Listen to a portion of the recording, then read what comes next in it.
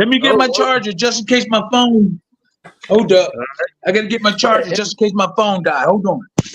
Oh yeah, we're good. You're good. We're gonna wait on you, but yeah, we're live now. Welcome, folks. Appreciate you jumping in. This is, of course, the 86 Boxing Channel, but this is orchestrated by all these gentlemen right here. So salute to everyone on board. Elvis Tobler, Skywalker Boxing, Tim Witherspoon the third, or the second. Well, yeah, no, third. That'll be the third. Yeah, right. And then you got it mixed up. Hey. Tim Witherspoon Jr. And then Ernest Johnson, Eddie, what's up? Coastal Boxing Club. And then none other than the former world heavyweight champion himself, Terrible Tim Witherspoon. How's everyone doing tonight? Everyone's good. Lovely Wednesday. Hey, in the house. That's right. Yeah, a lot of people want to hear from you, Tim, for sure. Terrible Tim. That's good to hear, though. That's good to hear that all is good. So, yeah, man, okay. Yeah, it's always great hearing your stories, and I will say that very entertaining. I know you have your own YouTube channel out there. Yeah, how's that going for you? How you liking this new YouTube world? We've been doing it for like a couple of years. I think it's really good. I think it's good. There's a lot of knowledge.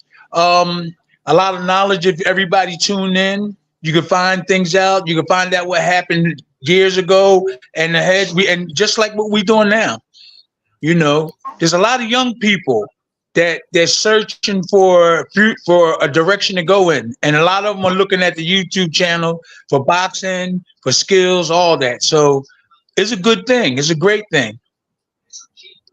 All right, that's good. That's good. Yeah, appreciate you sharing that. We have others hopping in here. Bruce Gas, Boxing, Jazz, and more. That's my man. That's my man, Bruce. He know the old time stuff. Oh, yeah. He know the old time stuff. What's going on, Bruce? What's going on, brother? Salute to everybody, man. I'm honored to be invited on this. I just got finished talking to a heavyweight, Franklin. I can't say his last name. He can't because he's a black brother. He's from his descendants are from Africa, like ours and all that. And he had broke his wrist. He's undefeated. He broke his wrist, and I didn't know it. He didn't call me in like about a month, and then he just called me right before I came on, and I told him you possibly could go on my son's, or you can go on my son or whoever podcast and tell everybody about what's going on and stuff. He's undefeated, like 9-0. Nice. Franklin, I can't say his last name. I'm about Gogo or something. What's up, Bruce? Not much, my brother. Not much, man. What's up, Bruce? Hey, Timmy, hanging in there, man. Hey, Coach, how you doing, my brother? Man, that was a tough night, Saturday night. That was a tough fight to watch, bro. Yeah, it was tough, man. Yeah. Tough. I mean, you know, it is boxing.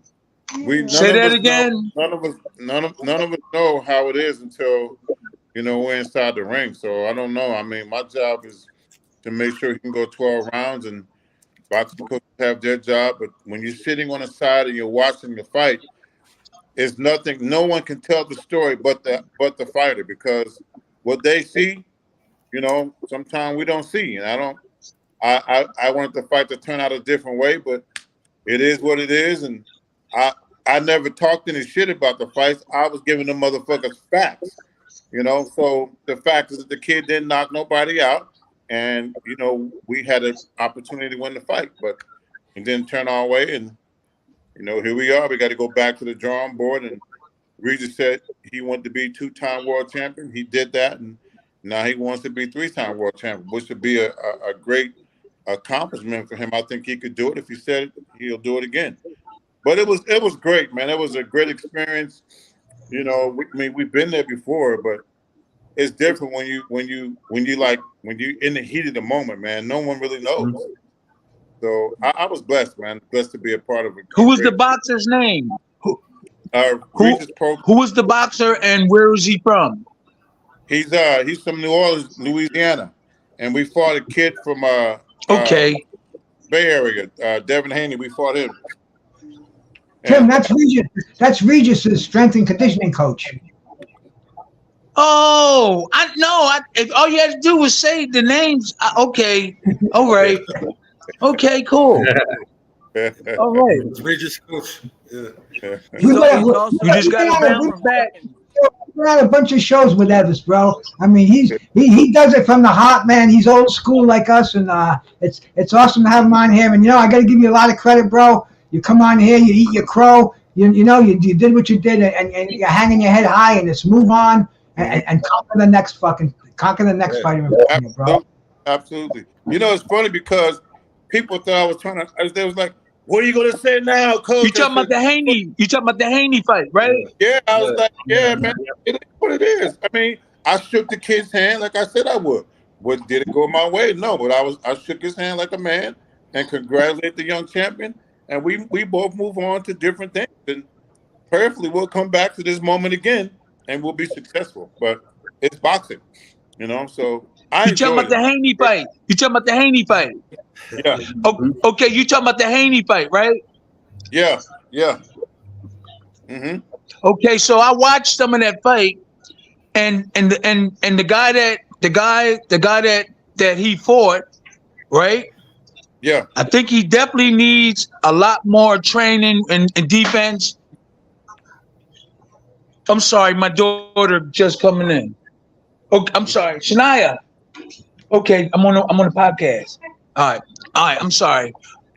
I watched the fight, and he didn't have no movement in front of him. Okay, he had no movement.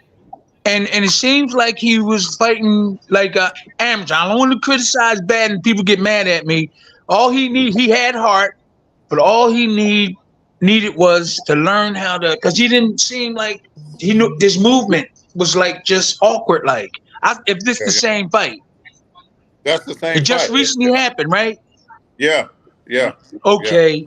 Okay, I was looking at him, and he need a lot more training. I'm criticized. You can criticize me all you want. I still love you. I don't care. I'll just take it in and just go about my business. But I watched that fight, and I said, the dude got a lot of heart. He's strong. His movement is not mature enough.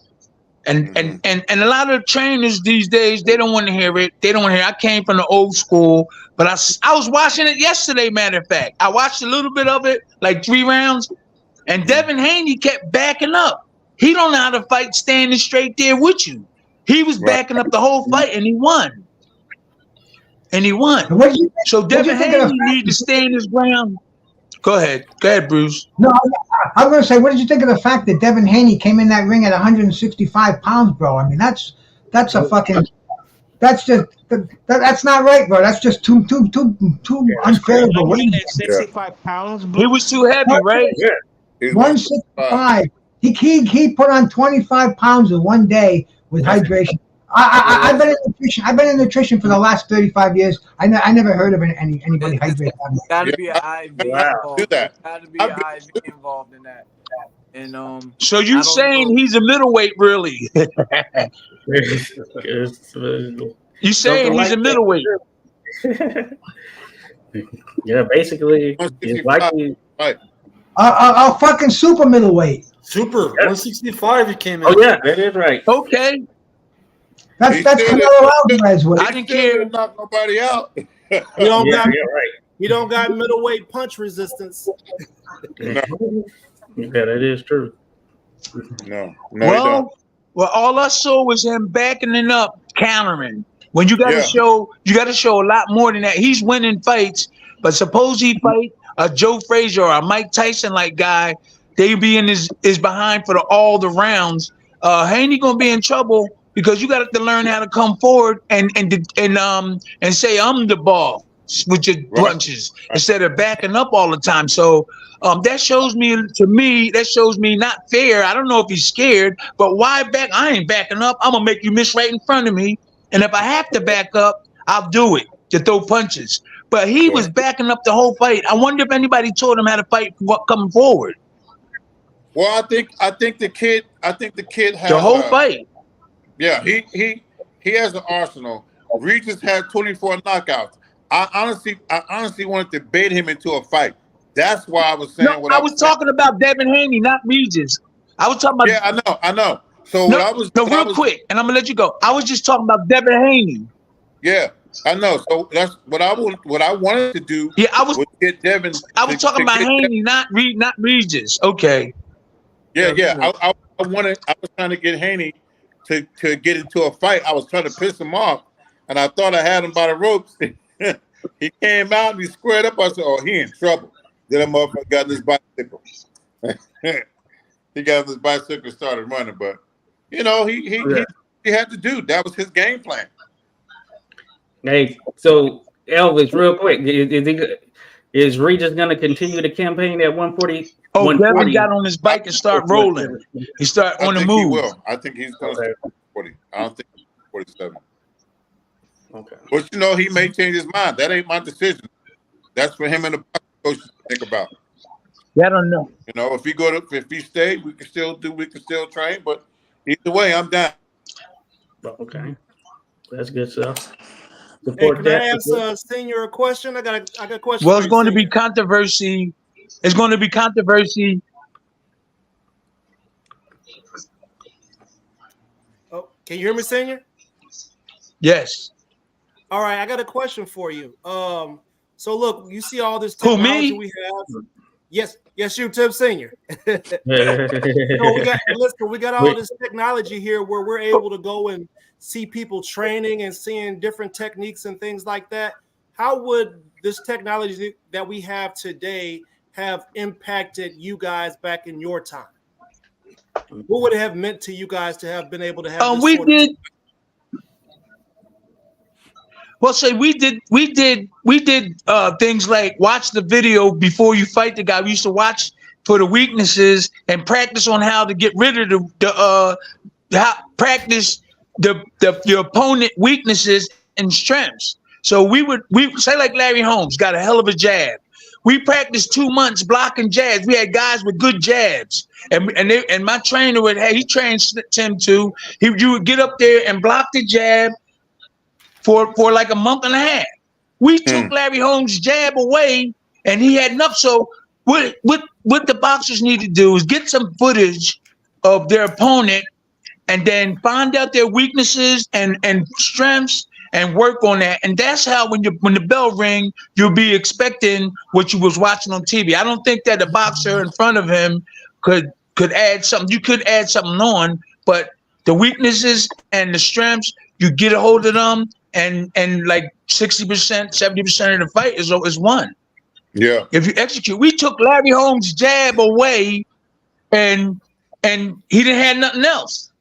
Watch the fight. Mm-hmm. Wow. His jab. Everybody said his jab was the best, right? But when I fought him, he barely hit me with it because we practice all the time. So encourage your boxers. If you got video of your opponent, do look at it because it's definitely going to help you. They sent you home from Jerry Cooney's camp because you took away that left hook, and they didn't want anybody to know that.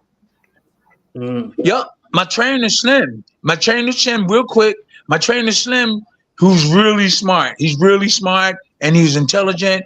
When Jerry leaned down to throw that left hook, all I had to do was take a little step over. We made him look. They fired me. And I only had a couple of fights, but they fired us. They sent us home because we was making them look bad. And then I think I cut him over the nose. I cut him over the top and over top of hair. So they didn't want Cooney to look bad. And me and Cooney cool. I love that brother. But all I had to do, as soon as Cooney went down to throw that hook, all I had to do was step over, and we made him look bad doing that. And so we didn't stay in this camp long. They left. They got rid of us. They said, "Oh, we don't need you no more," and send me home early. But when I first went to the camp, we walked into the gym, and there was guys laying up against the wall, like about 7 of them, right? And some of them had braces on their arm. They had their ribs was all patched up, and it was all beat up. There was one guy. His name was what was the heavyweight? I fought him too. Jeff Sims. He was tough. Jeff Sims was the only one because he was strong, he was short, but he was a heavyweight, he was strong. He was the only one standing, but all his sparring partners were sitting up there. One had a broken arm, one jaw was broken, and Jerry Cooney, his gloves, they dug real quick. They took all the stuff out the middle of his gloves where the knuckles at, and they taped his hand and put electrical tape. Yeah, they put electrical tape around his knuckles, and he only had on, I think, 12s, and he was a big heavyweight. 14s. He didn't have 16. They were small gloves. And my trainer said, Tim, don't worry about it. We're gonna be all right. And we did. We did. That's crazy. Yep. Yeah. That is pretty crazy. He could punch with that left up. I think he's left-handed, Bruce, because he really whipped that left uppercut, but that right hand wasn't nothing. I think Jerry Cooney's left-handed. I think Larry Holmes must have paid attention to Tim Witherspoon, and he went in there and he taught Jerry that left hook ain't gonna win you the heavyweight championship of the world. Mm-hmm. Hey Champ, I got a question. Real quick, how did you and Ali start training, start sparring together? You and Muhammad Ali. Do you have any stories about Muhammad Ali? Okay, so what happened was I was sparring with Eddie Mustafa Muhammad, who's the light heavyweight champ of the world, and we helped him. My trainer helped him. He couldn't even throw a left hook right properly, and my trainer started training him and got him throwing that left hook right. So we was in camp. I was training with him. I was training with Eddie. We sparring with him, and then Ali just pulls up in his car. It's right before he's fighting Larry Holmes, so he just pulled up and everything stopped. He pulled up to Deer Lake. All y'all guys need to come up there, try and get up to Deer Lake, PA, where Ali's camp is, and check it out. And you'll get goosebumps when you walk through all the stuff there. But so Ali pulls up, and we all sparring, and all the sparring stopped. He walked into the gym. All the sparring stopped. Everybody, Ali. Ali said, finish. Go ahead, keep finish. And so we finished sparring, and then afterwards, when he seen me spar, he was like, hey man, I'm getting ready to fight Larry Holmes, man. I want to hire you as a sparring partner. And I said, okay. I don't know what was going on. I was young, coming up. I was like, I was just really grateful meeting the greatest of all times. I only had like 3 or 4 professional fights. And he wanted me, and I went and sparred with him, but he was sick. He was sick when he fought Larry Holmes. Wow. Yes, he was sick. What a pleasure. What a blessing to meet a man of that stature, man. I wish I could have met Ali, bro. Ali and let me briefly tell you what happened. Let me briefly tell you what happened, okay? So when I was sparring with Ali, I was looking for him to whip on me. I was like Slim said, Tim, you got a good defense. Just keep your hands up and work with him. So when I got in there and the bell rung, things was easy. I was like banging him and hitting him. And then I noticed it was too easy to hit him in his head. So I was like hitting him. And so I went back to the corner and I said, Slim, something might be wrong with Ali. I said, something might be wrong because I'm easily hitting him with these shots. And Slim said, yeah, Tim, I noticed that. He said, just keep going to the body. So when I get spar with Ali, I would have my hand not like a fish. I would keep it like this, and I would keep it like this, and I would slap him. So Slim said, Tim, don't hit him with a ball fist, slap him. So okay, all we sparring all this time is me, a whole bunch of other guys, Tony Chubbs, we sparring him. So when we went to Vegas when he was fighting, this is a true story. We went to Vegas. Ali didn't never progress. He was like weak all the time. They was trying to get him strong. We went to Vegas, and here I am, a young kid, sparring with him, and I want to go right home. The average kid from the hood probably want to stay there and party and hang out. So I was trying to get Howard Bingham. So he's the man that worked for Ali. That's his photographer, but he was in charge of sending people getting the plane tickets. So we were on the 11th. We was on some other floor, but Ali and Holmes had the 11th and 10th floor, the whole floor. So I had to go up to the 11th floor. I think Ali was on there. So I'm walking down the hall, and I'm hearing all this screaming and shouting. I'm saying, what the hell is going on? So I kept walking. All of a sudden, I walked past. True story, guys. I walked past and I looked. I said, that's Ali. Ali was sitting on the bed like a little baby. He had the towel around his neck, and everybody was arguing in the room. True story.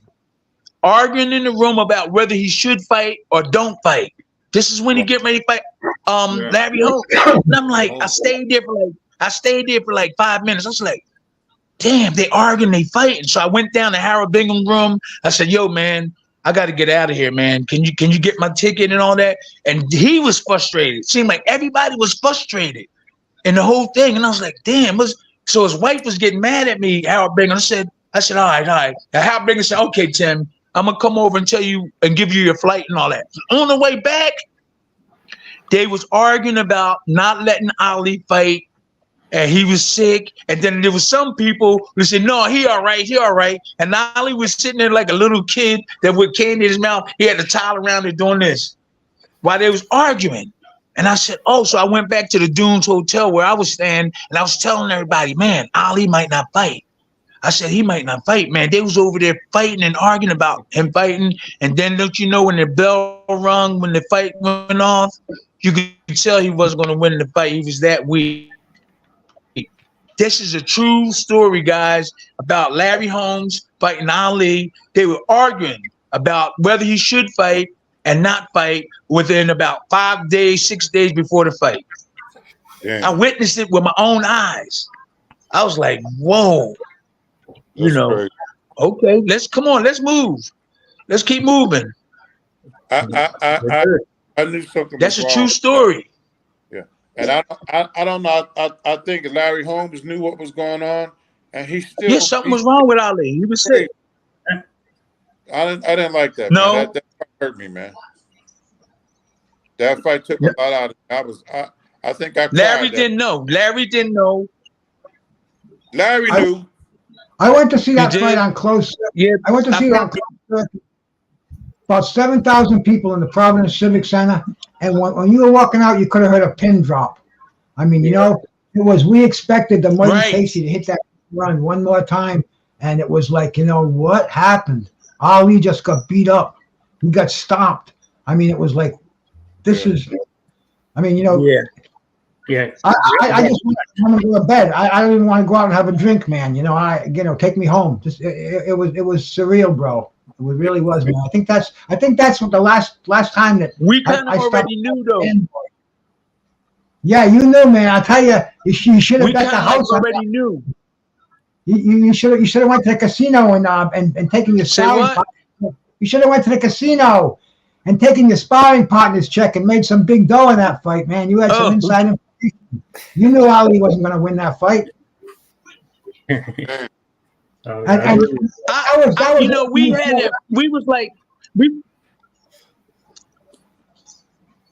Go ahead. I didn't hear you, Bruce. I didn't hear you. No, I was just trying to keep the conversation. Go ahead, bro. I got a bad habit of cutting people off. I got to stop that. I got to mute the mic. No, everything's good. Just a little lag, probably. It was a lot of things that happened. I didn't even in my wildest dream think I'll ever be a part of these things. That's why I always tell young people, you know, work hard, do the best you can do, because you never know where you're going to wind up. Don't let nobody stop you from doing what you love the best. And don't all these obstacles. Don't just work hard, and you are going to be great one day. Whatever it's boxing, basketball, football. Don't never give up and work hard. That's what I'll be telling young people. Absolutely. 100% with that. Yeah, that is. Hey, Tim, I wanted to ask you something because you mentioned it before, and I'm in agreement with it in terms of, you know, in boxing, a lot of that great knowledge was passed down by some of the greatest trainers that we've seen in the sport's history. And I feel like we don't have as many of those guys around right now. We have boxers who are, and I know you mentioned, you know, a lot of the techniques. You knew how to block with your glove and all that stuff. But some today, they don't know how to do that. And I think it's because of a shortage of some of that historical knowledge that was generally passed down just from on and on while you were in the gym. Yes. Yes, George. I was around Georgie Benton, Hank Drum, all those guys. Joe Frazier. My trainer had got a lot of respect. Willie the Worm, Georgie Benton. You know what I'm saying? And everybody respected Slim. He trained Tim too. He trained my son. For a bit. And you know, I helped training Tim too. Everybody respected him. I'm gonna tell y'all a story real quick that I was standing there. Here I am, a young buck, and we were in camp. I was sparring with Ali in California, and Emmanuel Stewart was there. I hate to talk negative about people, and I'm gonna call this negative because I love Emmanuel. He passed away. So my trainer's there, and we in the gym. And he is giving my trainer so much respect that I was confused. I said, wait a minute. He trained Tommy Hearns, the hitman, but he was acting like my trainer was God. And I was like, whoa. I said, wait a minute. What the hell is going on? You know? And I was like, I was confused. And then my trainer was just telling me that Emmanuel, just for an amateur, and this is his exact words. He said, "This Tommy Hearns is really putting him up there." This is what he said to me. And I don't really talk about Emmanuel because I love him. I talked to him before and everything, and we was in the presence so many times. But my trainer, he was like, I said, I'm confused. I was like, he was asking my trainer a lot of different things, and I was like, okay. I was confused then. And so my trainer was telling me that Emmanuel is he's a good offensive fighter, but in terms of defense, he don't really have a clue. That's what he said. So if you notice, Tommy Hearns was really offense. All of them. Tommy Hearns was 100% offense. Yeah, all those matter of fact, all of them, the defense wasn't good. Yep, all of them. Go ahead. McClellan, I mean, you go right down the lot. I mean, and you gotta appreciate your trainer. If Emmanuel Stewart is looking up to your trainer like he's the main man, then you know Slim Jim was the man, bro. Oh yeah, no doubt. Wow. I was confused. I'm serious. I was confused, and I was confused, and I was like, I can't believe what they're saying. So I kept my mouth closed. I don't really talk about it a lot. But Tommy was the hitman. But in terms of defense, y'all guys, you watch his fight, he didn't know how to block a punch or nothing. He didn't know how to block a punch or anything. And so that's when, but I was ashamed, I was scared, and it's not a shame to say, hey, Emmanuel, why should I say that? Cause Tommy Hearns, he was champ. He had the belt. Everybody loved him. He was a hell of a boxer, but he lacked defense. He lacked defense. And everybody, the guys that say your best defense is your offense, I'm not getting that trainer. I'm not going to get that trainer. If he say your best defense is your offense, throw all these offensive punches, I'm not getting him. Tim Sr., I got another question. You got to do both of them. You could be successful without it, but you might pay the price. You might pay the price if you don't have a good defense, and you won't be able to talk. You won't be able to comprehend things when your career is over. You definitely need both of them. Don't just say all offense is going to get you there. It will, but you might pay the price. You're a living testament to that, That's my what brother. I was told by the old timers. Hey, Tim Sr., we brought this question up a couple weeks ago, and I'm curious to get your opinion. We know what Tim Jr.'s opinion is, but are there any heavyweights or boxers that are, in the heavier weight classes of today that could actually compete with the boxers in your era or the eras before? Or basically, how would they do? Could you take a Wilder or a Fury and put them in your era, and how would they do?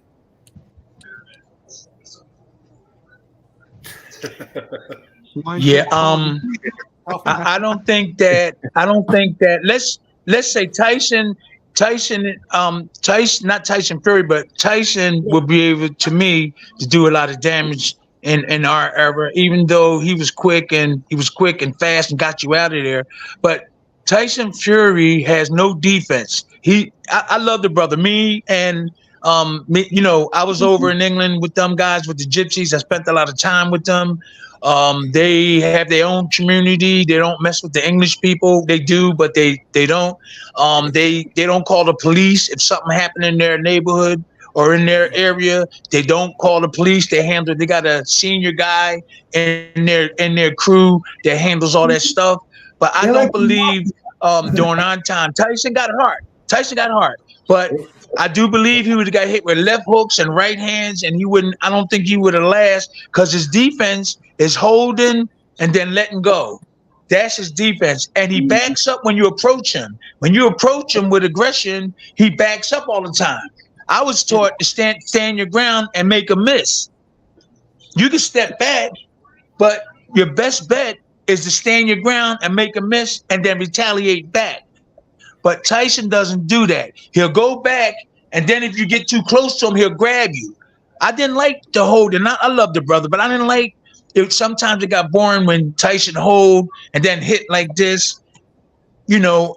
But it worked for him and the people in England, and the Gypsies. But I didn't like, that was the boring part of the fight, when Tyson grabbed and hit. Instead of putting his hands up inside and bang from there, go right back to defense, bang, right here, keep your hands here, instead of bouncing all the way back and then starting all over again with his attack. When he could be inside with his hands up, and it's beautiful. The art of staying inside and delivering your punches is really beautiful, and that was the negative part of him. If you guys watch him, he always go back when somebody approach him. I didn't like that. You know, if I'm coming at you, he'll go back. Check it out. And you check his tapes out. You see, he always go back when somebody be aggressive to him. I got a question. I held the pads with him in England about 10 years ago, and he can punch. I held the pads with him. I got a question. And real quick, this what happened. What? Okay, I was going to tell you something that they did to me, and I had to school them on it. Yeah. They wanted me to spar with Tyson Fury, and I told them, I said, "Look, man, I'm a former champion. I've been retired for this is when I knew. Wait a minute, this is when I knew they didn't really know that much in the boxing game and the boxing stuff. They know stuff." But this is when I knew. They said, Tyson want to spar you about 3 or 4 rounds. And I said, wait a minute, I'm a former champ. I'm retired. Why are you asking me to spar you? Plus, I'm way older than them. I said, that's like disrespect, man. I'll get in there, but I'm not going to do that. I'm retired 10 years. So that showed me how much knowledge they had in their camp. That's all I wanted to say. So, they just want to make a headline with you in it. Tyson Fury knocks out Tim Witherspoon in sparring. right. You know? So my question is this. Yeah. But in this era right now, would you have been a champion? In your mindset. If I was in shape. If I was in shape, all I have to do is be in shape. There's no skills. Yeah. I don't see no skills. I do see people in shape throwing a lot of punches, but I don't see the stuff I seen when I used to watch Joe Frazier, watch all those guys, and during my era, I didn't see no slipping. A lot of these guys don't slip. A lot of those guys don't got the overhand right, but there is a lot of them that do it now. But I think in shape, I would have a lot of fun getting in the ring nowadays. It's easy to detect what they're doing. And you know, and if you had Tim Jr. to look out for you, and Tim the Third in the gym with you, bro, I mean, that would be an unbeatable combination. And I'm serious, man. You know, it'll bring a smile to the show. Can you imagine a prime Tim Witherspoon with his How old are you now? 65. I'll be 66 in a couple. I'll be 66 in a couple of weeks. I'll be 66 in a couple of weeks. I'm about to go fucking run a couple miles. Fuck that. Hell no. My son looking good. Fucking my son. Right. Hey, listen. Thank you. My son know more than a lot of those trainers that's out there. I'm telling you. Tim Jr. No, because I went out there a couple of times. I was watching these trainers. I was like, I couldn't believe that Deontay Wilder went and got an amateur trainer. I was with Deontay. No, not Deontay Wilder.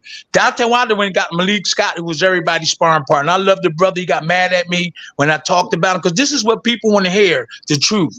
Okay, Tyson Fury got Manuel Stewart's nephew. I couldn't believe that. Anthony Joshua got an amateur coach training him, and I know Anthony. I talked to him. I said, "Yo, man, won't you listen? I could really help you." He's like, "No, T." He's like, "No, T. I got my team, man. I'm all right." I could have saved him. I could have saved Deontay Wilder. I could have, and Dylan White is tough. Dylan White, he tough. I hung out with Dylan White. He's down to earth. But like the rest, I was with all those guys over there. The rest of those guys, if they would have had help from some of them old time trainers, we were seeing some really good fights. No backing up. You can back up. You can back up, but stand your ground, make them miss, and make them pay. That's the old time. Stand your ground. You can back up when you want to, but stand your ground, slip, make them miss, and make them pay. So Tim, keep your hands up and have a good jab. This Encyclopedia Britannica right here, bro. Oh yeah. Are you processing all that, or is that it's just with you genetically? All right. There they go. What you saying, Tim? Tim is molded and his dad is showing him stuff. How big is he? How big is this guy? I'm about like he almost 6 foot. Yeah. And how do you? Yup. He gonna be taller than me. He gonna be taller than me and his dad. How old is he? 17. Oh, shit. 17. Okay. He just he's a good dude. Is he boxing? You boxing? Yeah. Yeah. You got some shoes to fill, dog. How you gonna do that? Middleweight. What you gonna do, man? I was born to do it, man. There's not much I could say about it. You got to tell me something, shit, because I'm gonna look out for you. Well, is there a lot on his shoulders? I'm gonna say real quick, and I think Tim should talk, but I'm gonna say something real quick. It's hard work. You got to come in and be dedicated. You got to work hard. There's a lot. I felt like kind of bad because there's a lot on your shoulder, Tim. People going to expect you to do this and that. So I'm encouraging you to work as hard as you can. That's why I go back in the back and go hit that hammer straight away. I go back and hit that hammer, and then because I know you're gonna have a lot on your stuff, man. I feel kind of bad. You're gonna have to work hard, champ. He's a good boxer too. He's a good boxer. And I lost two amateur fights. I lost my first one, and I lost my last. What? I believe Tim. I lost my first amateur fight, and I lost my last one.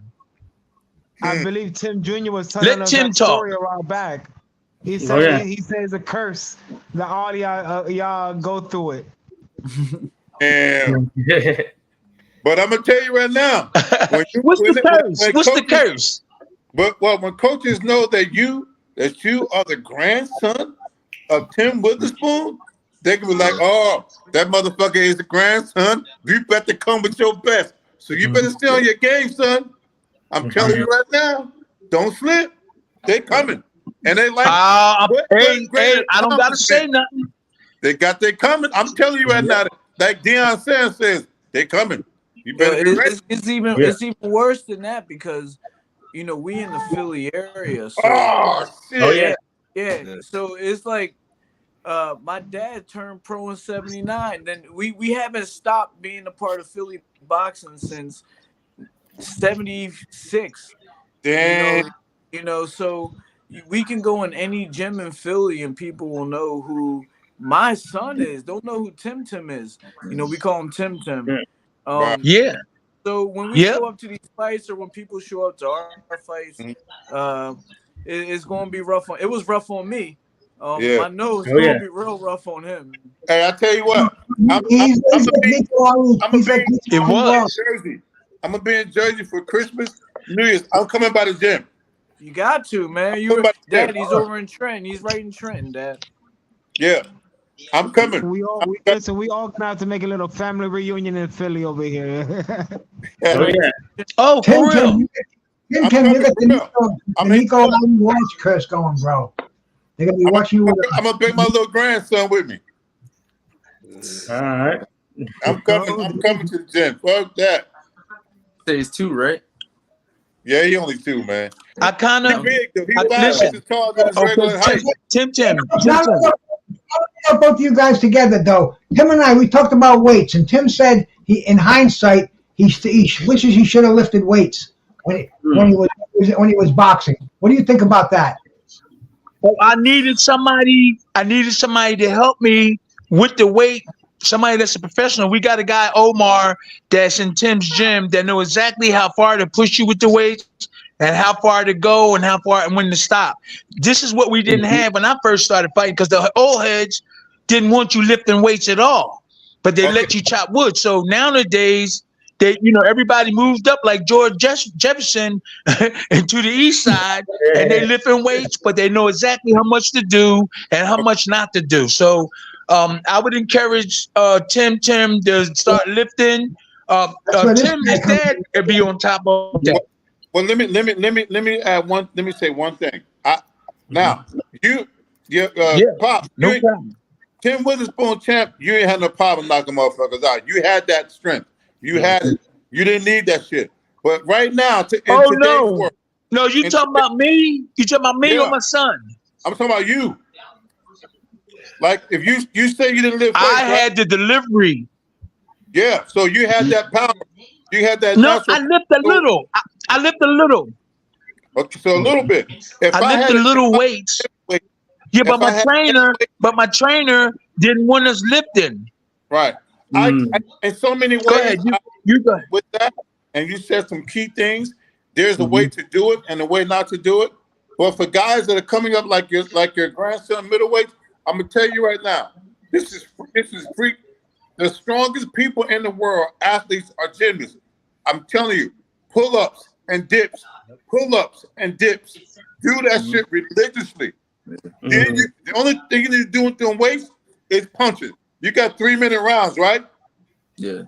You got to be able to punch for 369 for 12 minutes. You need to be punching with them 3.5-pound dumbbells, 5-pound dumbbells, 10-pound dumbbells. 2 minutes here, 2 minutes here, 2 minutes here. Rest 1 minute, and this is your weight training. 3 minutes. 3 minutes. 3 minutes. 3 minutes. 3 minutes. And then you got to hit that fucking bag. Hit that bag hard as you can, long as you can. And then do your road work and sit-ups. Ain't nobody will touch you because you got the talent. You do those 3 things, you're going to be strong as hell. I'm telling you. Because a lot of these guys don't know how to add the weight in, like your grandpa said. They don't know how to add the weight training in. And then you look like Deontay Wilder did in that second fight when he went to 217 to 238. That shit didn't help him. But you punch some dumbbells, you punch, and then hit that bag. I think the skills didn't help him. I think the skills. Hey, listen. I think the skills didn't help Dante. It's just the skills. He got the right hand, but he has nothing else. And he's tall. Huh? Yeah, you're right. Absolutely. He has nothing else. And that's bro. Just the right hand. You can't fake your way to a bronze medal in the Olympics. He definitely has something besides that right hand. I mean, no. Well, wait a minute. Wait a minute. Real quick, Dad. Let me say something. Go ahead. You can't fake your way to a bronze medal, but in my opinion, it is easier as a heavyweight to do that.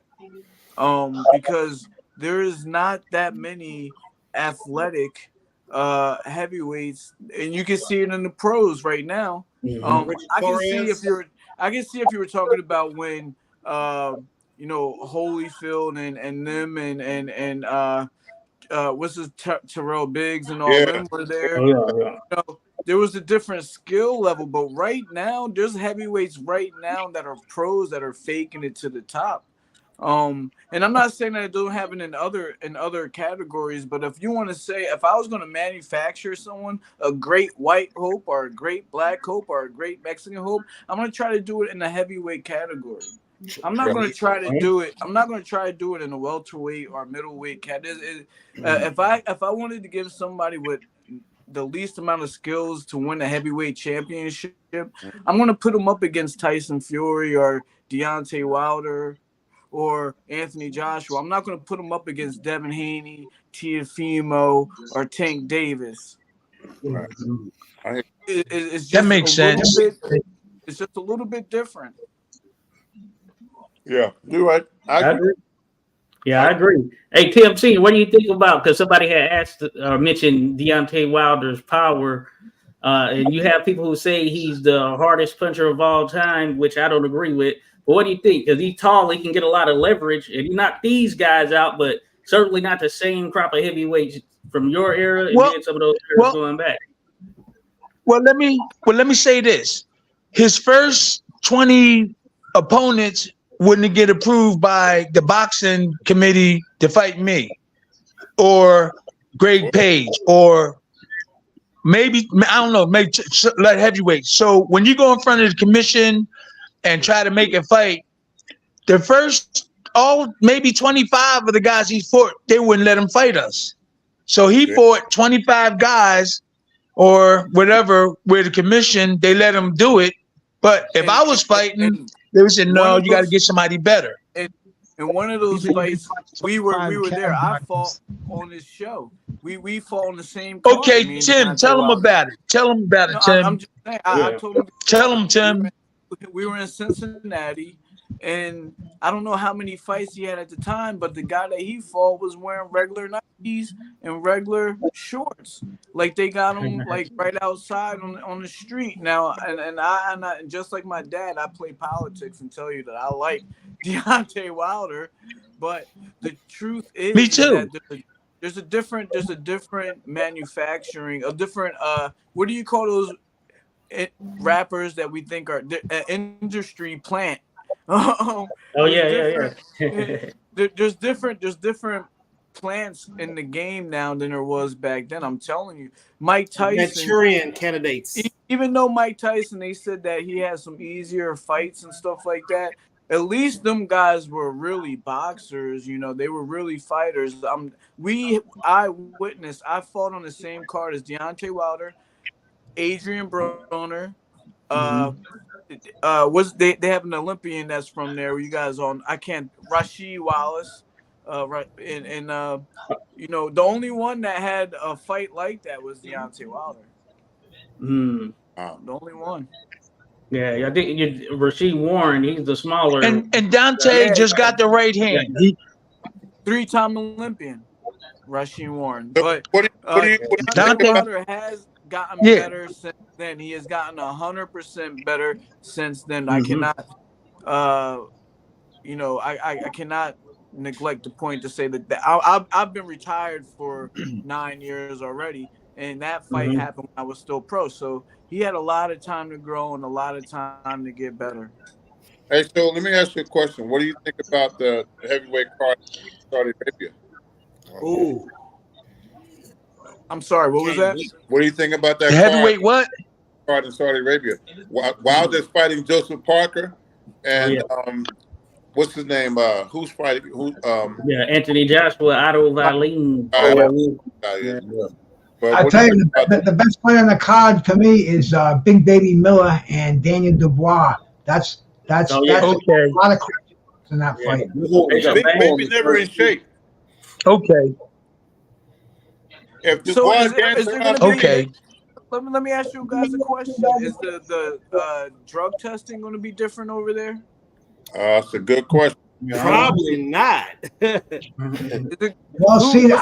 What's the commission over there? Is it going to be like a WBC? They take the commission over there. The commission goes over there. I don't think the Saudi Arabians. They're going to drug test for sure. The Saudi Arabians. Won't an organization like VADA come in and take over the drug testing? The promoter will say, "Hey, this is who's going to test for drugs," because of His Royal Highness, man. This guy is doing it right. I got to say, he's treating everybody like their royalty. He's not quivering about money. I mean, dude, he's already got the undisputed heavyweight championship of the world scheduled for, what is it, February 17th? Wow. They might be trying to see somebody catch a body. You know, rich people get off about some weird stuff. You know what I mean? Oh yeah. They got the money to pay for it. They might be trying to see if somebody can actually. I don't think they give a damn. They don't care. I don't think they care. I don't think they care. Hey, what's the purse? What are they making? What are they making? Dude, he's spending. Now they're giving out money. The Saudis are basically giving away money these days. It's like 500 million out there. They give them a gift too when they get there. They'll give them like a nice Rolex and you know what I'm saying. They I didn't go. See, I was supposed to go like to the Tyson Fury last fight, but I burned my hand. I'm making an excuse. I burnt my hand on grease cooking right here, and I burned my stomach with the grease. I hit this frying pan and all the grease flew on me. They was gonna pay me $15,000 just to come for the weekend. And then, like you said, when they got there, they gave them watches that was worth just as much as the $15,000. So I missed out on that. I won't miss out on another one though. Right. Hey, take me with you. I got a passport, senior. How about we all go, David? Stay away from that frying pan. Well, you know, the Gypsy. Well, the Gypsy brothers called me. James Ward and this other brothers that I know from Liverpool. Kenny Rainsford, who used to be Ernie Shavers. I could Tim know. I used to be his. Well, I'm still his friend. I'm just saying we cool and everything. They set it up for me to come over. But I know Tyson Fury and all his people. James Ward, I know him. He said to do a lot of stuff for him. But now I regret not going over there anyway. But I was kind of scared. And when they had the thing in Israel fighting, I was kind of scared to go. Tommy Hearns didn't go. There's a couple other people that didn't go, but I could have used the money, guys. Damn, I would got that. Shit. I'll go this time, but I had my clothes and everything ready. And I had my clothes and everything ready, and I was gonna go, and then I said, nah, I ain't gonna go. My hand was burned up, all that grease fell on my hand, but I was gonna make a last minute decision, and I just said nah. I was scared. I'm a punk, guys. I'm a punk. I was scared. Huh? You gotta get that ninja foodie cooker. Your mother didn't want you to go either. Well, what you guys got? No, my mom didn't want me to go. My mom was saying, "Go ahead, Tim." He been a single parent since I was 13 years old. I'm 39 years, so he was fighting, you know, and raising kids by himself. Wow. You know, at home cooking for us, taking me to the gym, still taking care. I got 2 younger sisters that live with us.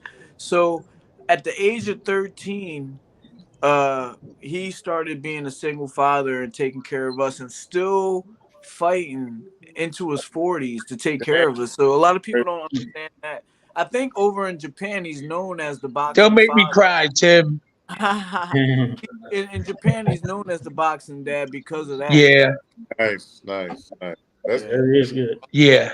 Okay, youngster, your turn. No, I was. Listen, I'm gonna tell you guys. Let me say this. Me and Tim may bump a little tiny heads, but let me say this real quick. It's important. We're not saying. I never had to chastise Tim. I swear it on my life. Right now, I never. Listen, on maybe twice. I only hollered at him twice in his whole life, 3 times maybe in his whole life. I never had hit him. When you come into the house, you don't even know he's there. So I never had to. I didn't never put my hands on. Tim was 8 months old, and me and his mom was sitting there, and he wouldn't go to sleep. So I tapped him on his leg a couple of times. He started crying, and I left him alone. But I never had to discipline him. I'm not telling you a lie. I never had to say, go over there. Stop doing this. When you come into the house, you don't even know he's there. Me and T3 being here fighting. And he's still taking care of his kids. I got 4 daughters. Wait a minute, 5. I got 5. And I never. My daughter Mimi Mecca, I had to grab her up, but all my other daughters, I never put my hands on them, and I'm proud of that. As the years went on, and I realized, I said, wait a minute, I never gave Tim a beating. I never gave my son a beating. I hollered at him maybe 3 times in all these years. I swear, I never had to holler at him for. Now, how many I got it good. I had it good. That's what I want to know. How many did you get? I can't remember. I no more than 10. No more than 10. We come from no more than 10. There was 10 of. It was 8 of us. It was 8 of us in a 3-bedroom house. 8 of us. It's 8 of us. Ralph, Anthony, Steve, then me, then Cheryl, Rosalind, Bernard, and Louise. We had to share beds for so many years, and this one switched with that bed. I'm gonna come back. I was happy to leave. I was happy to leave, man. Hey, none of the girls got. I was happy to leave. I know some of the girls got his sister, Tim's sister could fight. Ayana, we call her the piranha. We call Yaya the piranha. But other than that, I got it good, man. I had it good. I ain't had to really chase my kids. Just one daughter I had to get serious with her. Just because, she wanted to get married and but be involved with this dude, and it was too soon. So that's it, man. I got away with murder. I didn't have to really do that much with my kids. Maybe they take after me. Maybe it's my blood in them.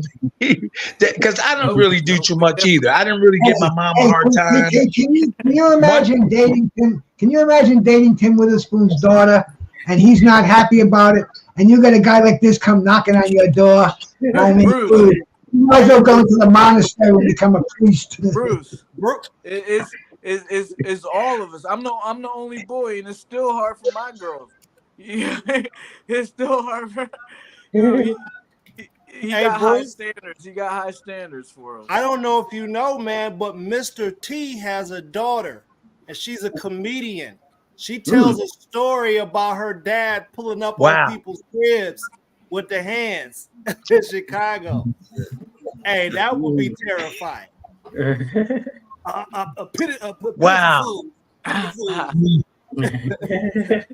But look, guys, as I pity. As T3's father, I gotta say that it's time for him to go to bed because he got school tomorrow. Let Tim talk and then we can leave. Let Tim. All right, we can let him talk, but we got a documentary. Let Tim talk for about 2 minutes. I gotta be at the gym at 6:30 tomorrow because we're shooting a documentary on Joe Frazier at the gym. And I gotta be there at 11, right? You gotta be there at 11. It's gonna be on the CW network. So you guys know the CW. Okay. Yeah, they're coming to the gym tomorrow to shoot a documentary on Joe Frazier. They're having my dad, one of his ex-wives come to the gym, and someone that used to sing with Joe Frazier all come to the gym tomorrow. So I got to be there at 6:30 because I'm the no offense to the other Tims, I'm the one that's putting everything together at the master of ceremony. Middle Tim is putting everything together, so I got to be there at 6:30. But Tim, okay, we get this. Wait, you mean them right there? But so Joe Frazier used to call me Wooder all the time, Wooder, right? And I thought that was special.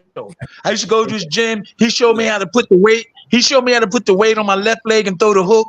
Even though Slim was my trainer. And then when we went to England, I did a tour with him. right? And so his agent was there. He was a black dude, his agent. So I said, man, I was proud. I said, you know what? Joe called me Wooder, man. Man, that's cool. I feel special. His agent said, yeah, the reason why he called you Wooder because he can't say Witherspoon. I was like, yeah, I felt that was special. He said, yeah, the reason why he called you Witter because he can't say Witherspoon. Everybody started laughing. I was like, oh, okay, that was in England. He did a tour and then he died about half a year after he came home. He called me Witter and I thought that was special because he didn't say Witherspoon. And now his agent told me that's the reason why, because he can't say Witherspoon. I was like, hey man, y'all should have laughed on that one. All right. Tim, okay. On the way out, do you have a nickname? A fighting nickname? T3 is a very cool name. I told him it'd develop. I told him it'd develop. Like, I told him did develop. Yeah. I didn't get my name. Let your grandson talk, man. Okay, because we could do this again. Go ahead, Tim. Go ahead. Go ahead, Tim. Go ahead. It's in development, but I feel like it would be wrong just to take another name, and I just kind of have to take theirs. But I'm gonna make my own, thing with it, and just make it even bigger than it ever was. So I like that. All right. I got a question for you, Tim. I got a question. So we already all I did an exhibition, Pop did an exhibition, and you fought on one show. You fought on a show. That was big. How does it feel to be tied in with us right now on the podcast and hearing all these stories and you might have not even realized that Pop was a single parent when I was 13. Yeah, hearing things like that, how does that feel? It's crazy to hear all this, and I'm grateful for it. But it's crazy, I babysit you too, Tim. Yeah, he did. It was a good old days. Go ahead. It was crazy. Your dad, but the first fight, that was my first fight, right? I believe so. Yeah. Yeah, that was. You remember when your dad used to bring you over? Do you remember when your dad used to bring you over and drop you off with Lanaya? Sometimes. You remember that? A little bit, not too much, but man, it was every weekend almost. It was a lot. Hey. That's cool. I'm still on this question. It's taking a long time, but I mean, okay, Tim, you're gonna have to learn how to when we get in these things. You got to speak. You got to speak a lot. You got to speak a lot too. Okay. Yeah, I'm not trying. Go ahead. Be like, go ahead, Tim. But the fight was pretty big, and hello. I was nervous as of what I thought it would be, but I just got in there and I had to fight my fight. So what you're saying okay. None of your grandfather being who he is makes you think any different. You don't worry about that. You just worry about yourself, is what you're saying. I mean, I really don't think about it when I'm about to get in the ring and stuff, I just want to fight. Right. Yeah. I used to feel the same way. It is a lot of pressure, though. It is a lot of pressure. I'll be in the dressing room. Expectation. I'll be right before the fight. People coming up to me, you got so much pressure on you. I'm in the dressing room about to go out. You know what I mean? And I can imagine, you're the third one. So you have your grandfather, you have me, and then you have you. So and this I is feel the last sorry for him. No, you shouldn't. I don't think that it's a feel sorry thing, because I think that he is strong, and the way that you look right now and the way that you're talking, it's strong. And we really never even had this conversation. I think it's because we just live this boxing thing and we just do it every day. Yeah. But what I'm trying to ask him is, You just feel like this is what you were born to do, basically, is what I'm hearing from you. Yeah. I mean, there's nothing much to it, really. I mean, I don't really have a backup plan besides trade school, you know, but this is like the thing that I do every day. It's the thing that I look forward to coming back from school and stuff. And like, it's fun to do. Yeah. Make sure you get that education just in case you break your hand permanently or you get damaged, so you can go back on that other skills too. So work on both of them. Work hard on both of them, Tim. Yeah, that's what I said. Work hard on both of them. I strictly want him to be an electrician. I don't even want him to fight. I just want him to be like a plumber. something that he can support himself. Maybe move out of my house one day. You know, but I just want my son to have a good life and be able to support himself whatever way he wants to do it. You know, that's it. Hey, have him holler at me, Tim. I can tell him. When we're going to have another podcast? You need your own podcast. You need to come on here. You need every Sunday. You need to come on. We got a podcast. I'll be on Bruce's. and we be on. I got a podcast every Friday night. You're on my podcast right now because I'm sharing 86. I'm sharing Josh's podcast. So I'm getting into my room. Going everywhere. This is back-to-back nights that you're on my channel, Tim. Mm-hmm. Big Tim and T3, bro. Dude, you got the whole future in front of you, man. You got two of the best in your corner. I mean, this show's all about the three generations of the Witherspoons over here, because this is like he's got the pressure of Ali Walsh on him. You know, I mean, Muhammad Ali's grandson is boxing now. Ali, yeah. Ali Walsh. Maybe one day maybe you can fight Nico Ali Walsh down the road. Imagine that, man. If he's still here, yeah. But maybe you guys can have T3 on just him alone, man, standing alone by himself and getting some insight from him. When there's 4 Tims on the panel, it's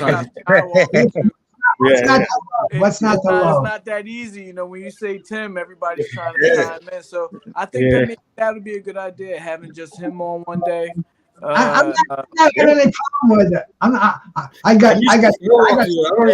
I'm used to it, man. When I'm on here, I'm Skywalker. So. Yeah, I got Skywalker. I got T3. I got Junior. I got Tim, and I got Josh. I mean, dude, it's all no problem. Not even a second thought. Good, yeah, let's definitely do it. Yeah, and you got your head on straight to want it, and then just knowing and keeping that discipline. That's what helps young fighters right there for sure. So. Yeah, keep that. Yeah, man. I say I'd love to have you back on. I'm willing to come on again. We know. No problem. You're gonna have to keep in touch with me and let me know, okay? Yeah. All right, Tim. Questions that'll make you think. Definitely. But all right, we going to. Go ahead. Tim. Hey, me too. Before you go, I got Archie Moore's daughter, Jay Marie. She's coming on with me Friday night, 8:00, man. Nice. Check it out, bro. Okay. Send me a link. When do we go on? We go on at 8 with my podcast is 8:00, Bruce. You can watch the replay. I'll watch the replay of yours because, man, we all do such a beautiful.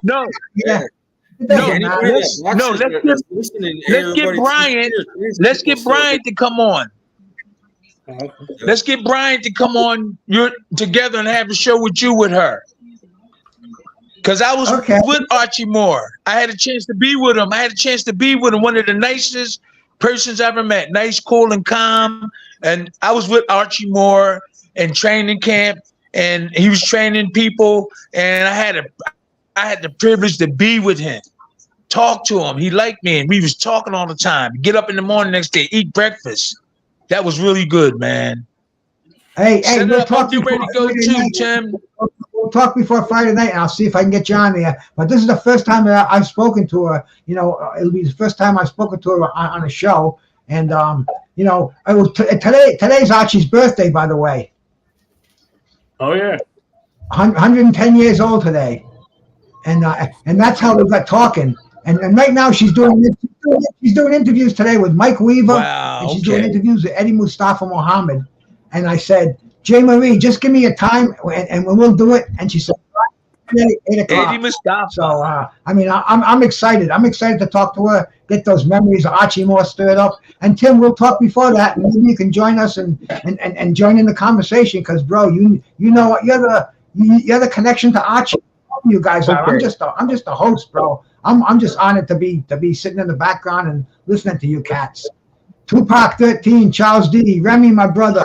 Okay. All you cats out here, man. Thank you guys for coming by. I appreciate it, man. Josh is a great guy for putting on this show. And he's got a new format. We're on 4K over here, I think, aren't we, bro? Yeah, it's better resolution than the $100 plan. Yeah, I guess or maybe it's 1080p. The other one is like 720 or something like that. But yeah, it looks good. But yeah, definitely welcome for it. Good Thanks for night. dropping by. My son will have me ready to get on. Just This in my face, you know, and this is just the next podcast. okay. All right. I'll see you guys later. See you, Sunday, everybody. Skywalker. Thank you. Love, champ. Thank you. peace, my brother. Thank you very much. Thank you. Thank you, champ. Thank you, champ. Thank you. Appreciate it. All right. See you at the next one. See you at the next one. And Coach Tobler said he was going to come back on too. He left, and before he left, he said, "I'll be back on in a second." So, yeah. Oh yeah, man. You know, Coach Tober gonna show up to the gym talking that cash money, man. I'd pay to see that. Oh yeah, certainly. But no, that was a good one. Appreciate everybody dropping by. That was a good one. Spoons, and we had Coach Tobler. You know, he said he was going to come in after the fight, win or lose. You know, and unfortunately, it didn't go their way. But he's holding his head high. You know what I mean? yep. Yeah. He sold the fight too. Coach Tobler sold the fight, guys. He really hyped it up, man. He's catching a lot of criticism. People are going to be trolls, regardless. But you got to love the guy for hyping this fucking fight up. I was so hyped up when that fight. It was fight day, fight week. He had me excited, bro. So man, come with the territory, bro. Yeah, that's part of the game. You write a check, and you got to be able to cash it. If you can't cash it, but at the same time, the trainers can't get in the ring with the fighters, man. It's all them. Yeah, they do what they can. He hyped it up, man. They were very confident. But, dude, I guarantee you, his stock rose from that. There's probably people calling him right now.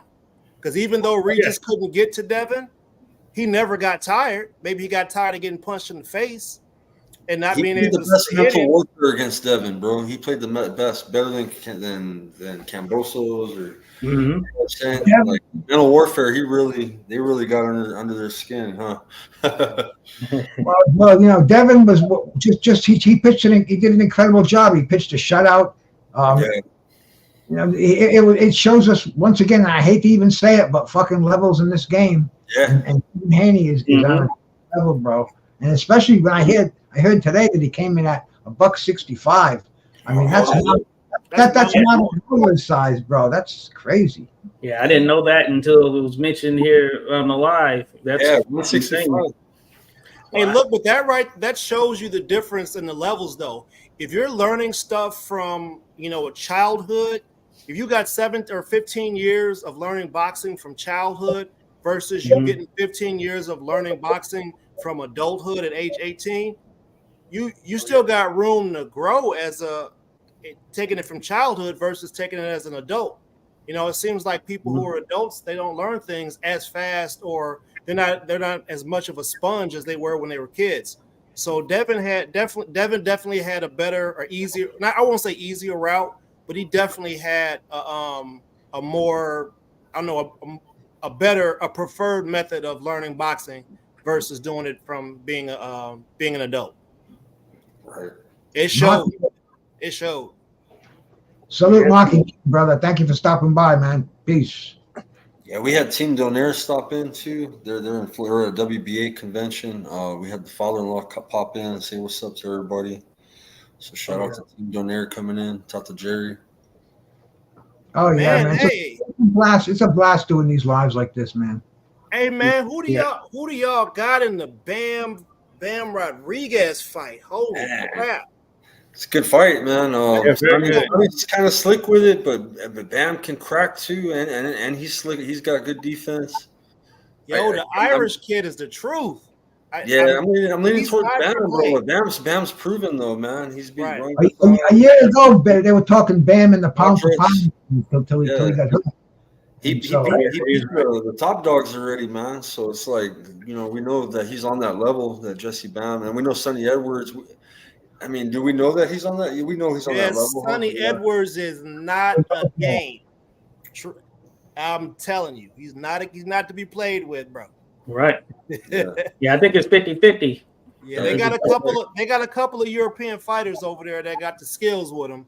It's on American soil. It's going down in Phoenix, so it's not in the UK. So yeah, it is true. Yeah, as long as it's not in New York City, because people from Europe get overly excited about being in New York City. I think he'll be all right.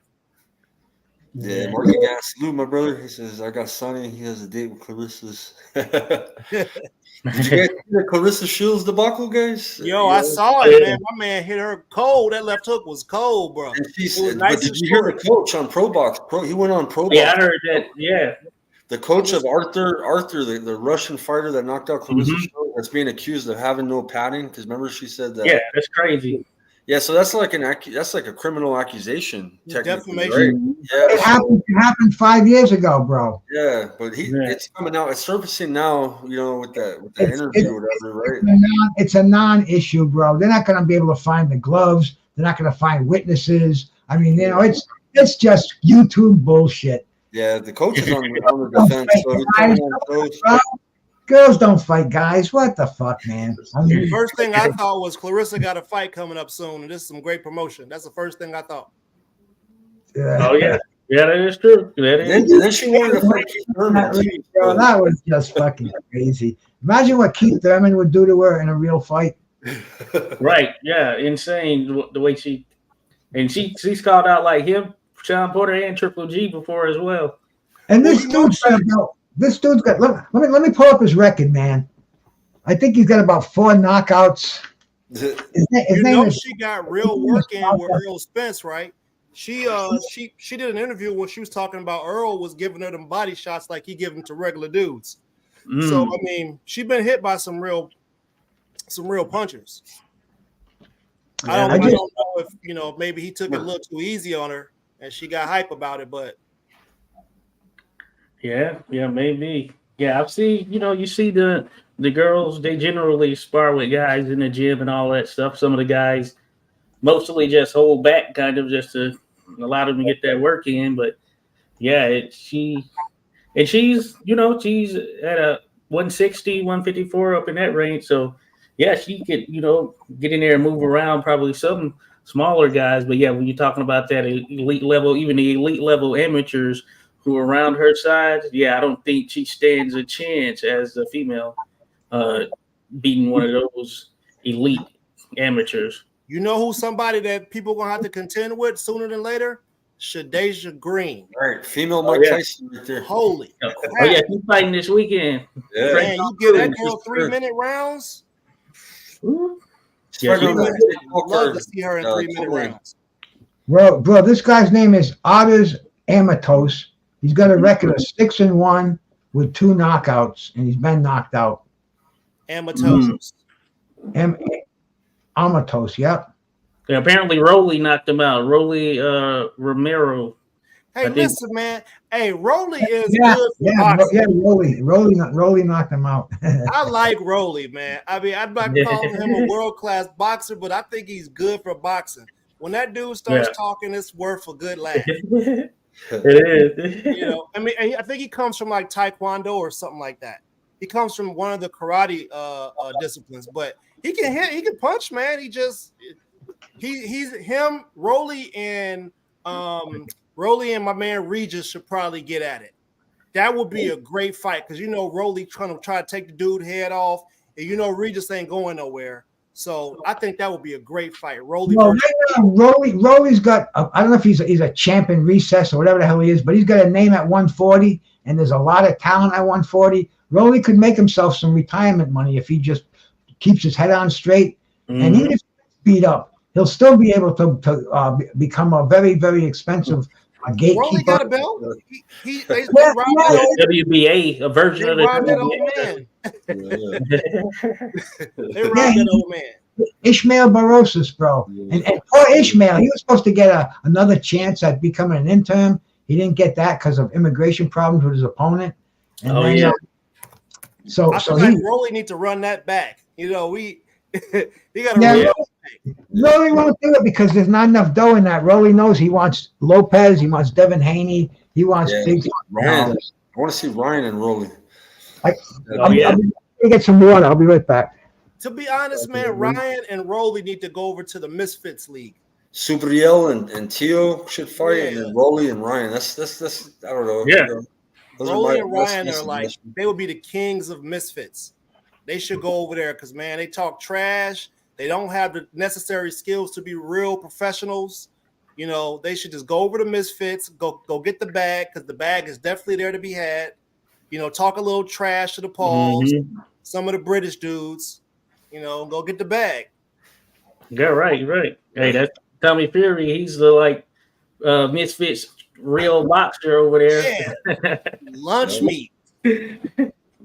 So yeah, that's even the Team Combat League that's coming back in 2024. They're coming in March. They got some new additions. They got a lot of loot, man, and they're making pretty good money. You got pros that are fighting in Team Combat League. Don't affect their record. It's keeping them busy. I was thinking the same thing, man. That would be a perfect place for Rolly, but Rolly's too big for that. Yeah. You know, Rolly wants 7 figures, man. You know, he wants to make the huge bucks. I mean, Rolly talked his way into that money, man. That's what he did. He talked his way into it, and he's there for the getting. To be honest, man, people could say that Rolly was beating Tank prior to Rolly running into the to the NyQuil. Shout out to Lance out there rolling with the punches. I seen Charles D, Slugger Sam. Thank you, cats, for coming by, man. We had a great show a while ago, man. That's Frank. Appreciate everybody. We're just shooting the shit right now, man. We had the entire generations of the Witherspoons, grandfather, father, and son, man. T3, Tim Jr., and Big Tim Witherspoon, terrible Tim himself, man. So it was a great show, and also we had Coach Evers Tobler come in here, bro. I mean, he's been with us for a while now. He's been on here several times, and the dude, I mean, you know, he could go hang his head in the sand. He could go fucking, you know, be bitter and shit, but nope, he's right back up here. He bit the bullet, ate the crow, and you know, he said he was going to come back even if he lost. And hey, that's boxing. There's got to be a winner. There's got to be a loser, and it's the way it goes, man. Just boxing doesn't die in one fight. It just moves on to the next. Yeah, you know? Sometimes it happens when you're fighting the best. Hey, sometimes some losses come. Hey, you go back, fix some things, and get back in there and work your way to the top again. Yeah, just one of those things. We see how good Devin Haney is. Yo, hey, listen, I'm adding Devin to my don't pick against squad. I got Anyway on there. Now I got Devin on there. I got Better Beeve on there. And I got Crawford on there, of course. I'm never picking against any one of those guys. One thing Devin does not have, though, he does not have that knockout punch that those other fighters you just mentioned all have, man. That's one thing. You know, especially now that he's as big as he is, he's moving up in weight. He'll be fighting welterweight and who knows what else. But he's got he's got to get some pop. Do you think his glove selection has something to do with it? Because I noticed in that fight, his gloves were like 3 or 4 times the size of Regis's gloves. Like they were huge. I feel like he got an advantage from having these big old. I noticed that, but they have to weigh the same. Right now they can use different manufacturers. They have like you know, probably 50 manufacturers have been approved for boxing, but they have to be the same. If they're 8 ounce, they would have to be 8 ounce. And you know, Christ, you know, when I first started watching boxing, they were using horsehair gloves. You want to talk about gloves turn into a weapon? I mean, the horsehair would get displaced in the glove, and it would be bare knuckle. You watch the Thriller in Manila I just heard somebody talking about it the other day, and they were refreshing me on it. You want to talk about the floppy gloves? I mean, you saw it with Tyson Fury. Ali's gloves were flopping, but if you look closer, you can see the horsehairs displaced, and you can see right down to the knuckle, right down to the fucking taped knuckle. And those guys, man, they literally killed each other. And you can see that's one of the reasons why, man. Gloves make. I think they should go back because you're right, Ernest. I see these fighters wearing different manufacturing gloves. It looks like they got two different weapons on. One guy's got small ones, one guy's got big ones, and it's confusing to an already confusing sport, Yeah, I'd agree. Yeah, Slugger. Yeah, he mentioned that they're hard hand protection gloves that Haney had on. Now I know they can. I know that certain boxers they have some that are preferred gloves. They say, "Oh yeah, this is a puncher's glove" or whatever. I don't know all the particulars and everything. I know Cleto Reyes is one that's preferred. So yeah, I guess it can vary. Pro Mix. Man, hey, that brings me to another point. I got beef about these guys. They're these ceremonial weigh-ins, right? All these guys are starting to do ceremonial weigh-ins now. So as a person who's watching the fight to pick it, I don't gamble, but I use the weigh-in as a gauge of how I really want to think the fight's going to go that day. We don't get to see them doing their weigh-ins and see if they're actually struggling or if their faces all. That was bullshit. Yeah.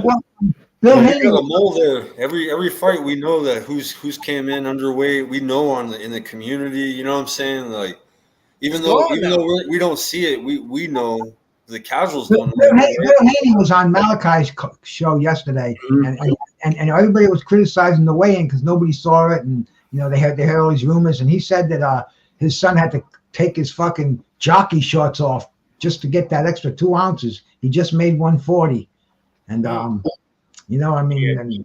they should be public weigh-ins, and they should be on the day of the fight. That's the way it was all the time, man. I mean, the reason it's not is it's you can read it out there because Michael Spinks and Eddie Mustafa Muhammad, they were fighting on HBO.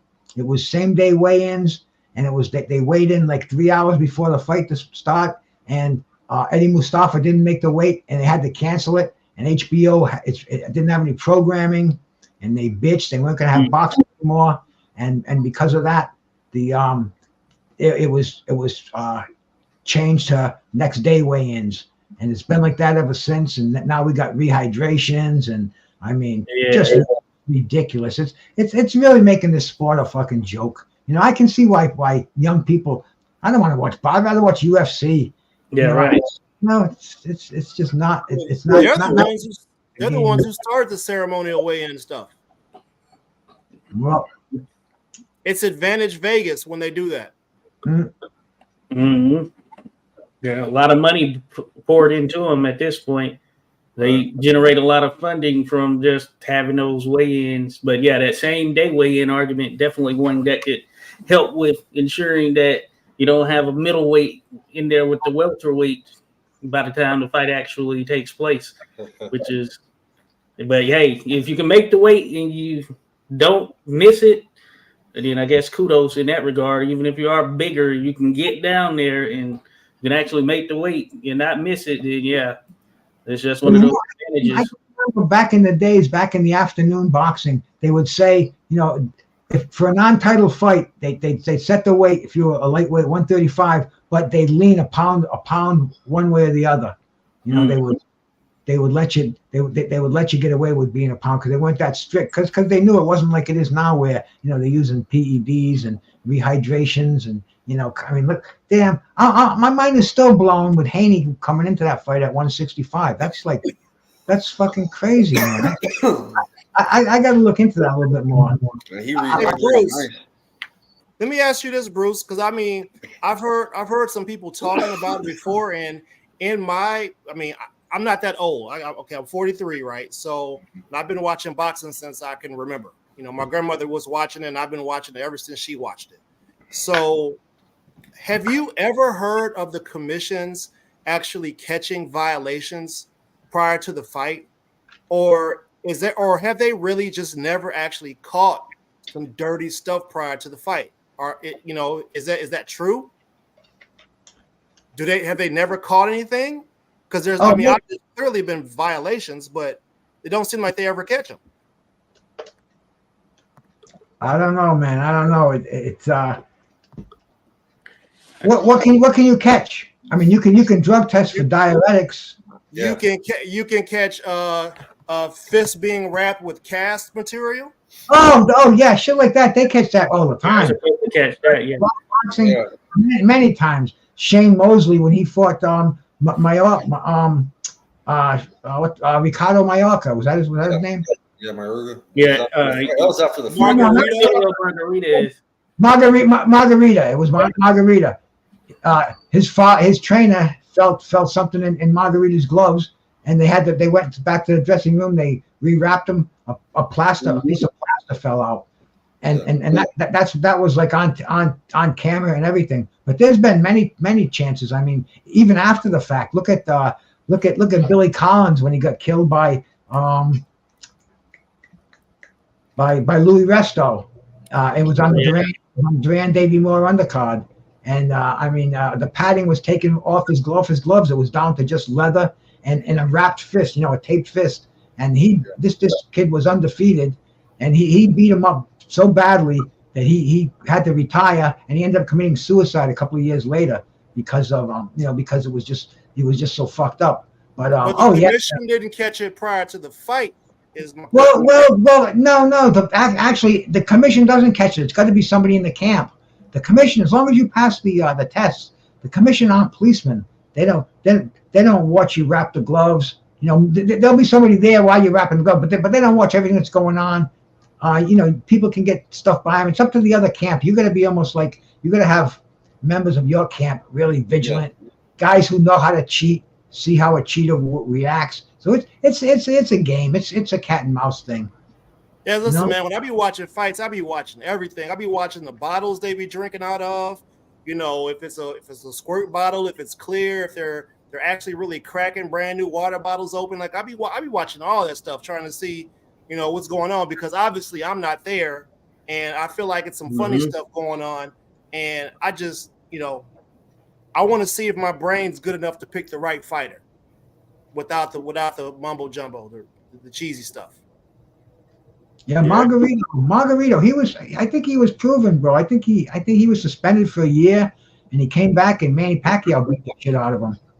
Yeah, jacked up his eye.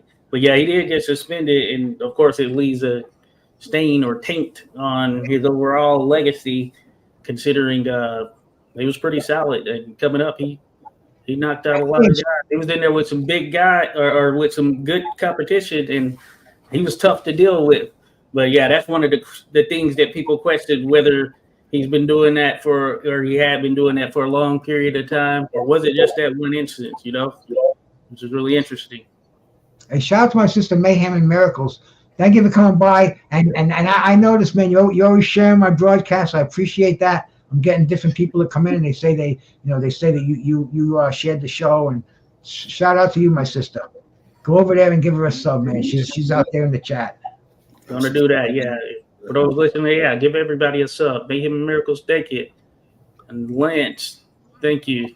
Lance is my brother. He's always supporting the show. Man. Yeah, thank you for dropping by. Yeah, Rolling with the Punches had that question. He was mentioning that why was boxing so popular back then? Was it really they were good, or is it deeper? Well, I think they were good. There weren't as many options to make lucrative money, I think, back then compared to today. And of course, boxing was one of those top sports, and it was super popular because at those times, hey, you wanted to get the pay that you could get, so you had to fight the best. And now, with all these new things out here, there's more ways to make money. So fighting the best all the time isn't necessarily the priority we've seen for some, or they'll just wait and they'll fight them at a time they feel that, okay, I'll get in there with them now. He might be not the same fighter, things of that nature. That's how I look at it. I think, that's what has made the popularity kind of wane down when it takes so long to get the best fights made. Like Pacquiao, Mayweather, that took 5+ years or something like that. Spence Crawford, we all know it would have been cool to have seen them fight 3 or 4 years ago, but it takes forever for some of these big fights sometimes.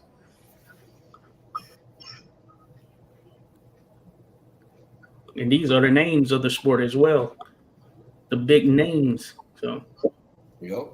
But yeah, cool.